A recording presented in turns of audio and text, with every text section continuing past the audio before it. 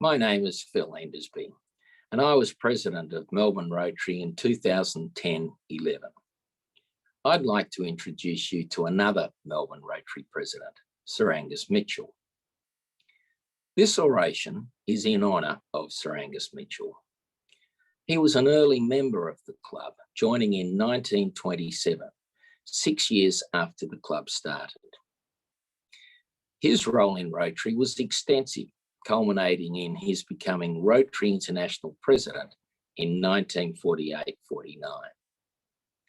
Angus was born in 1884 at sea on his father's three-masted barkentine on their way to Shanghai. His family later settled in Williamstown in Melbourne in 1885 when his father, James Alexander Mitchell, a master mariner from London, and his Victorian-born wife moved there. His father joined the Port Phillip Pilots and helped to found the Victorian Stevedoring Company. Angus was their second son and was educated at Scotch College. In 1905, with his brother-in-law J.B. Belair, he established Mitchell and Belair, mercantile and grain brokers.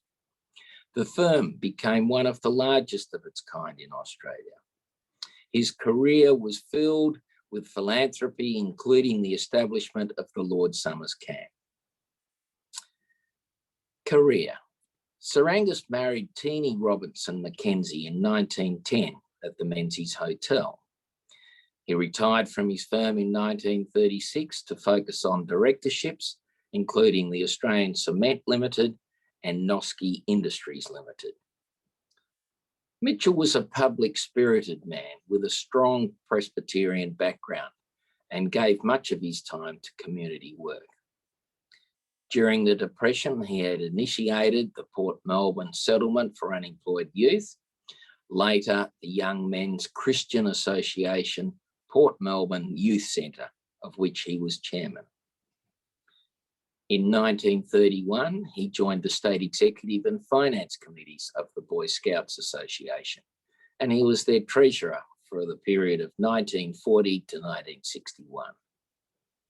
He was also a sponsor of the Lord Somers Camp for Boys, and he was the president in 1951 to 1961 of the Victorian Society for Disabled Children.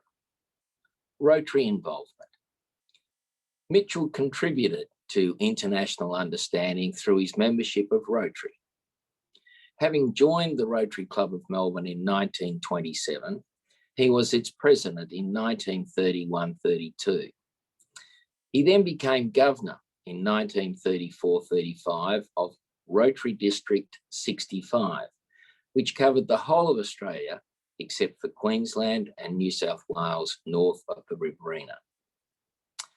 While a director in 1937-38 of Rotary International, he led a goodwill mission of 64 Australian Rotarians to the Philippines, China, Hong Kong, Japan, Malaya, and the Dutch East Indies, which we now know as Indonesia.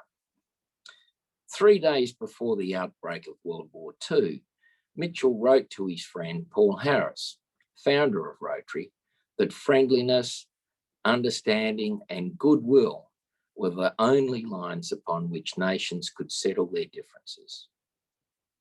Throughout the war, Mitchell planned for reconciliation with Rotarians in Germany and Japan. As the first Australian president in 1948-49 of Rotary International, he travelled 100,000 miles, yes, 160,000 kilometres, visiting Rotary clubs in the Americas, Africa, Europe, and Oceania.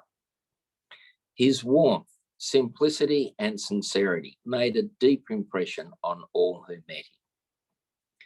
Before his presidency ended, the clubs in Japan and 2 in Germany, and there were 5 clubs in Japan and the 2 in Germany, were readmitted to Rotary International. Mitchell was later knighted in 1956. Insights. Sir Angus was tall and well-built with close-cropped hair. He was tolerant and wise and dispassionate in considering problems. After his wife died in 1947, he lived at the Hotel Windsor. He enjoyed trout fishing at Toowoomba and rarely missed a test match or a football final at the Melbourne Cricket Ground. Survived by his 3 daughters, he died on the 16th of August 1961 at Melbourne and was cremated. In his honour, and as part of the club's 50th birthday celebrations in 1971, the Board of Directors initiated the Angus Mitchell Oration. Mitchell's portrait by Sir William Dargie is held by the Rotary Club of Melbourne, which established an annual oration in his memory. The library at International House, University of Melbourne, is named after him. And this seat in Rotary Park is a tribute to his time as Rotary International President. Thank you.